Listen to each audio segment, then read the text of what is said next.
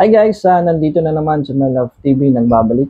And so for today's video nga pala, bigyan ko kayo ng update regarding sa aking test na sinasabi ko sa inyo last time na sabi sa akin ng doktor ay kunin ko para ma-verify talaga kung meron akong sakit o wala.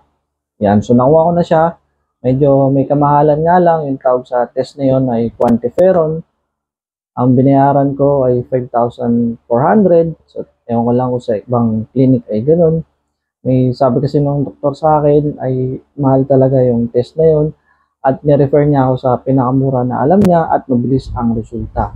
So ito, yung pagpunta ko ng clinic kaninang umaga, nandun yung pakiramdam na yung pagpasok mo pa lang, sana negative, sana walang makita kasi nakakatakot kapag may nakita, siguradong may pag-aagawin na naman o di kaya naman ay meron kang o re-resetahan ng gamot.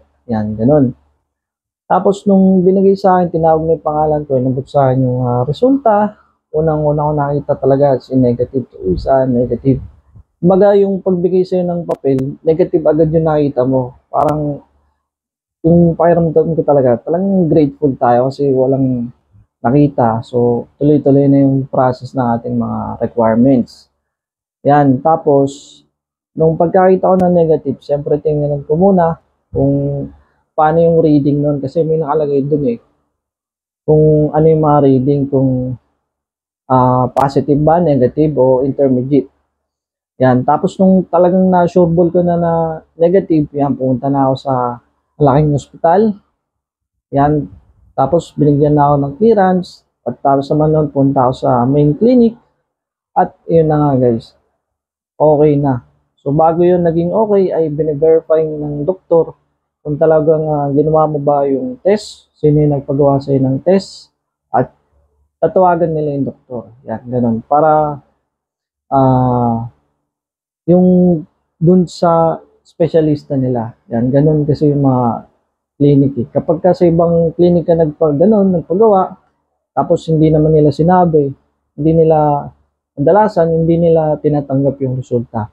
Kailangan dun mismo sa accredited nila. Yan. Tapos, doon naman sa mga nagtutusok ng skin test, yan, sa mga nagsasagawa ng skin test, kung medyo magalaw yung kamay nyo o nangangatog, yan, pakiusap naman, pinaka-less nangatog na. Yan, wag pakiusap, wag nyo yung gagalawin ba habang ini-inject nyo kasi sabi ng doktor, ayun nga, ganyan daw, nagiging false positive ba? Na ganyan, kasi kapag ka nagalaw, yan, kapag ka hindi tama yung pag-process. Yan, so pakiusap lang sa mga authorized na gumagawa nun, pakiayos naman po talaga para naman ay walang problema kasi isang mali lang, napakagastos ng malaki.